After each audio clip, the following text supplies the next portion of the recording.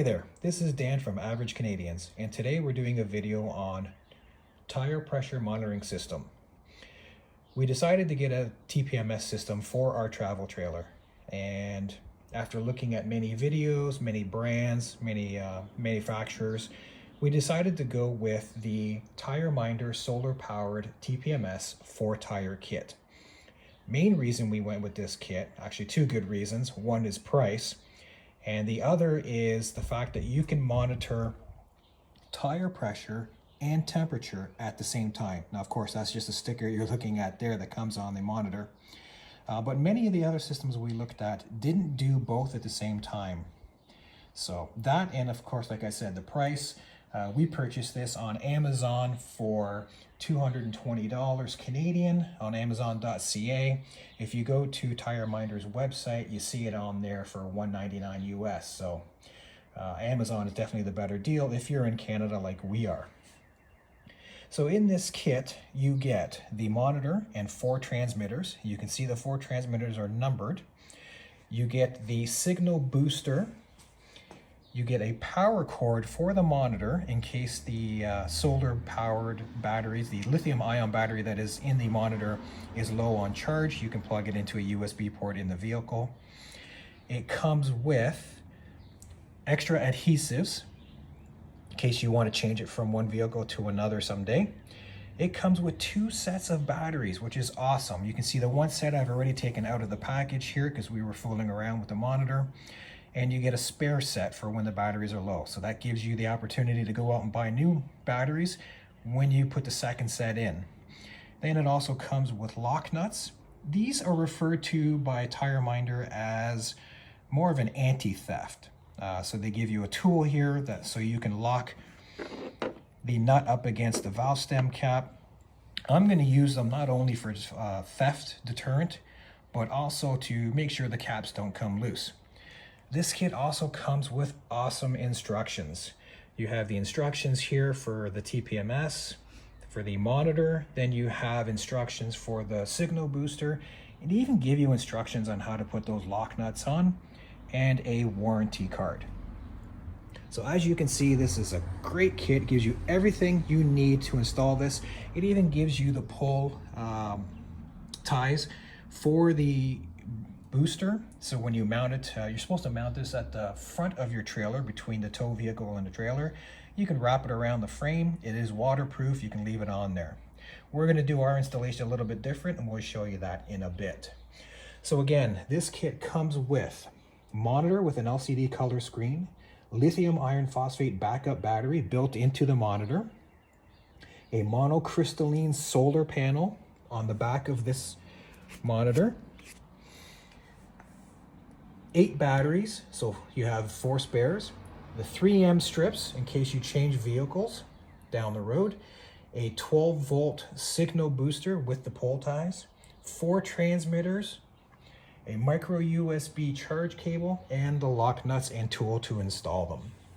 Okay, so first step on the TireMinder setup is to put in your signal booster. Now your signal booster is a 12-volt booster, and what they've done to make simple installation is they've attached alligator clips. So essentially all you have to do is get to your battery, and then all you're going to do is clip on the positive and the negative. We're going to do our installation a little bit different. I don't like using alligator clips, especially when you're traveling down the highway, hitting bumps and things like that. They could come loose, and next thing you know, you think you have an emergency because the tire is going out, but it's just your connector came off. So what we have done, and I just have to finish the installation here, is we have a positive and negative wire going to our battery posts, positive and negative, and they come down to this connector, which we've installed at the side of our box. This has an SAE connector, and what we'll do is we will cut off the alligator clips, attach an SAE connector, so all we have to do is plug in. Now they recommend mounting this on a travel trailer. They have different instructions for coach, but on a travel trailer, they recommend attaching the signal booster to the front of the trailer, between the trailer and the tow vehicle for best results. They don't want it inside anything made of metal. I don't want to put it inside this box because I don't know if it'll have any interference. And you want to make sure, after spending the money for a TPMS system, that it works properly.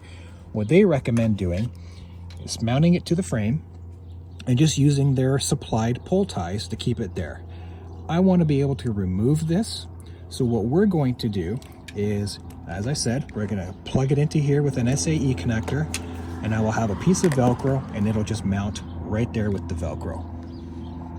So when we're home, the trailer is at the front of the driveway where someone can easily grab this. What we will do is just peel it off the box, unplug it, and put it away in storage. Okay, so now we have the booster set up using the alligator clips until I get my connectors for the battery so we can hardwire it. What we're going to do now is the next step. We're going to get the monitor set up. So first we'll get the transmitters, and as I mentioned earlier, you see they are numbered. Highly recommend doing these one at a time, because if you mix up the caps with the transmitters, it's going to screw up your readout. It's going to tell you that tire 1 is low on pressure, but it's tire 2 because you mixed up the caps.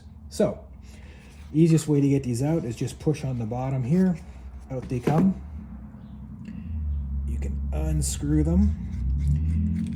And you'll see there's a little O-ring in here which seals the unit, makes it waterproof, at the same time keeps the cap on nice and tight. So what you do is you take one of the batteries and you place it flat side up, which is the positive side, and it just slides in. And you know which side to slide it in from because you see these two little tabs here that stop the battery from going back out the other side. That is in. You screw on the cap, do it finger tight, and that is one done. Do the same thing for the other 3.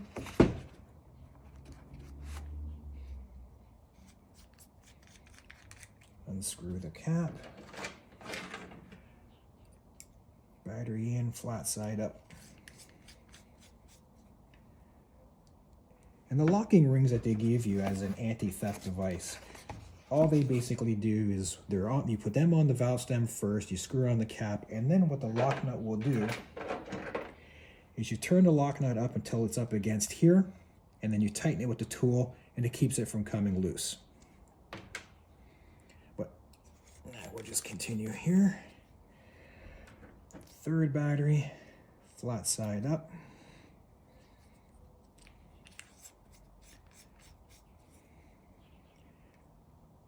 Nice and tight. And number 4.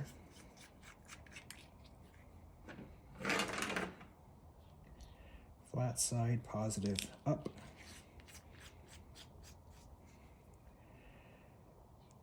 And that is our transmitters ready to go. Now we'll pull out the monitor, peel off the fake display. You'll see 3 buttons on the top of the monitor. The center one will turn on the power. If you hold it for a few seconds, you'll hear it beep, it comes on. There's your display. What we are going to set up first is your tire pressure that you would normally run your tires at. So you're going to press a button, hold it for 5 seconds, and it goes into your setup. Default is 30 psi. You use the left and right buttons to go up and down. So we want to take this up. If you hold it, it'll scroll quicker. Or you can just press the buttons one at a time. I went past it. You can see the numbers are flashing a little bit slow because, hey, guess what? It's still cold in Canada. Now we'll press the center button to go to the next tire. And you can see I missed one number. We normally run our tires at 60 psi. So I'm going to set these all up at 60. And I also charged this unit up yesterday. You should always put it on charge before you go to do your setup.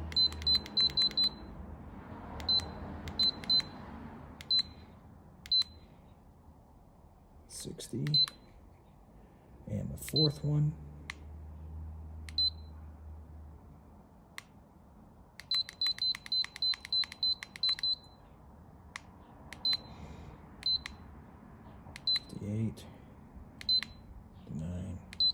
60. And then we'll just go back to the first one, take that up 1 psi. Press and hold the button, goes back to monitoring, and you have now set it up to monitor your tires. So if they do go below 60 psi, they will give you a warning.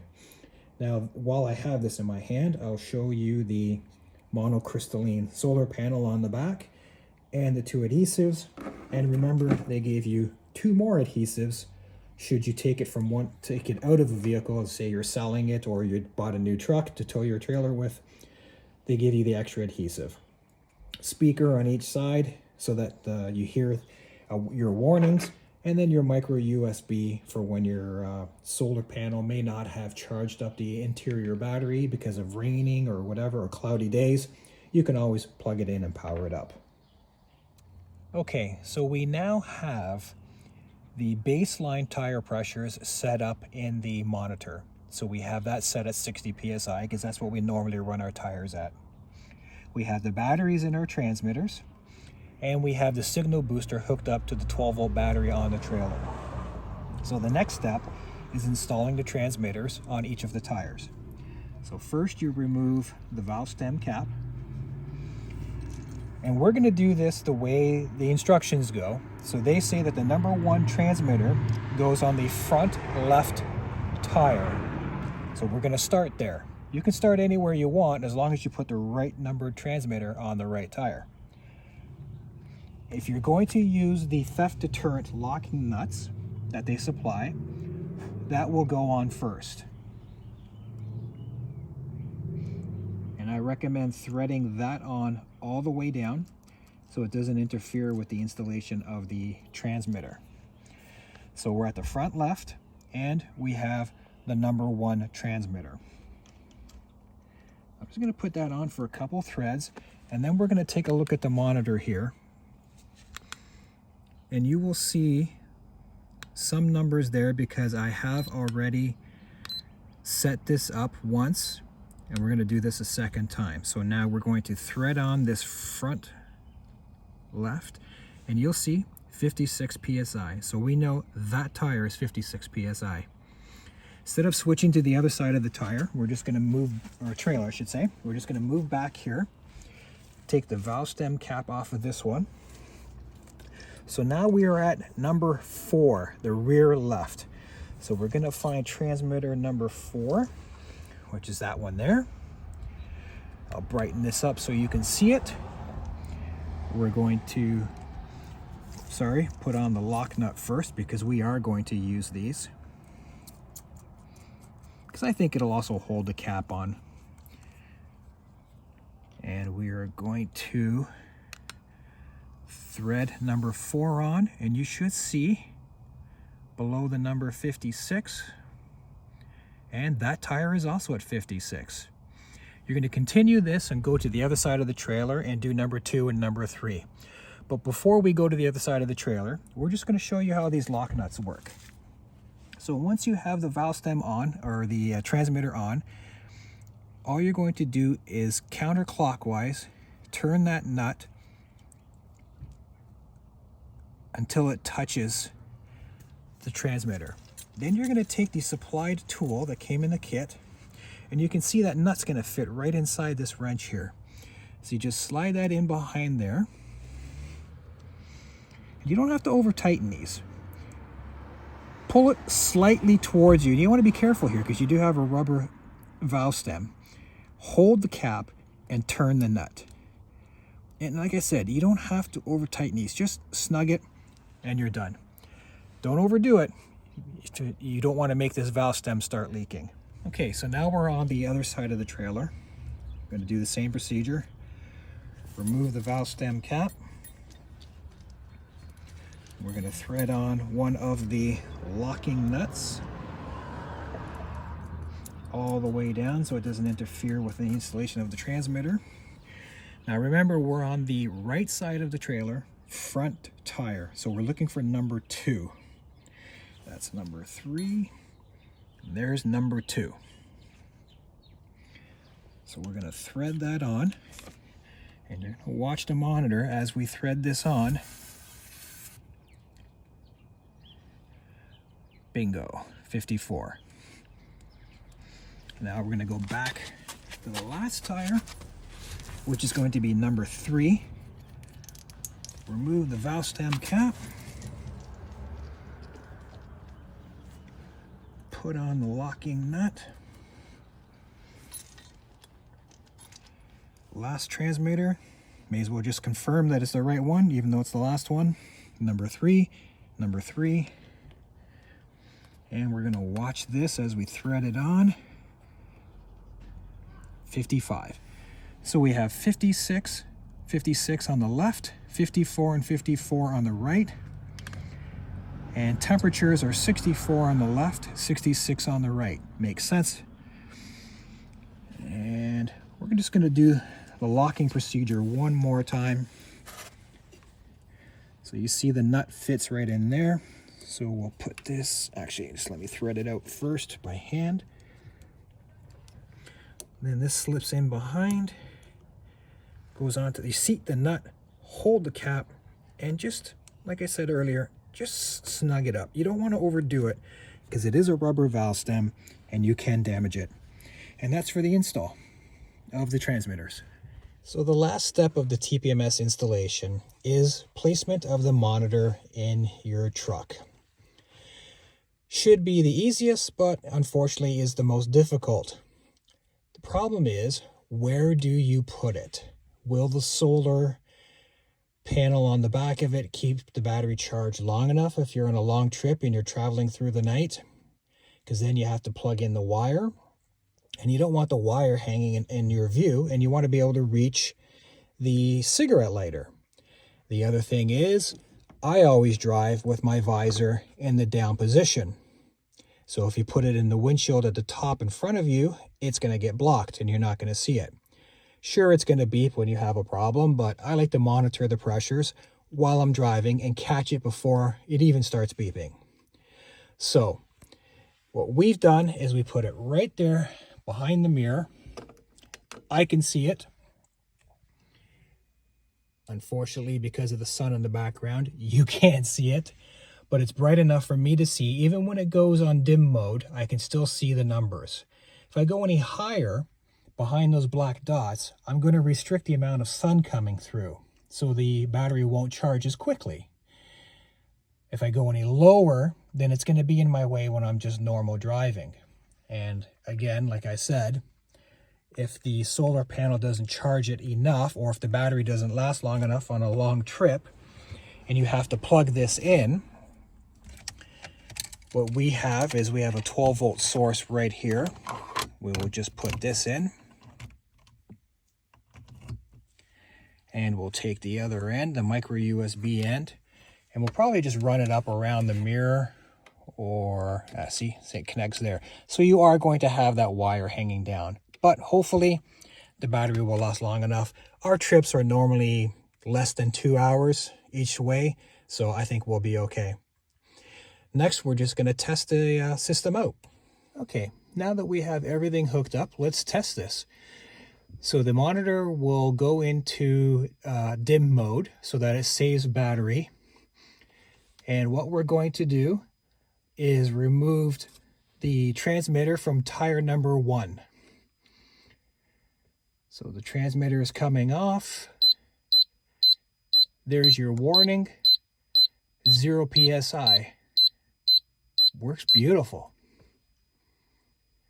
Now, of course, if you're gonna have a blowout or a slow leak, I'm pretty sure you're gonna get either a temperature or a tire pressure warning to give you enough time to pull over to a safe location. In that test there, we just unscrewed the transmitter rapidly, so it just immediately went to 0. It took 2 or 3 seconds for the monitor to pick that up. So I think you're gonna have more time when you're just driving down the road. Also, just want to point this out, you can see at the top of the vehicle picture in the middle, you see the sunshine. So we are getting solar charging into this battery. All right, thank you very much everyone for watching, and we'll talk to you soon. Hope this helped. Take care.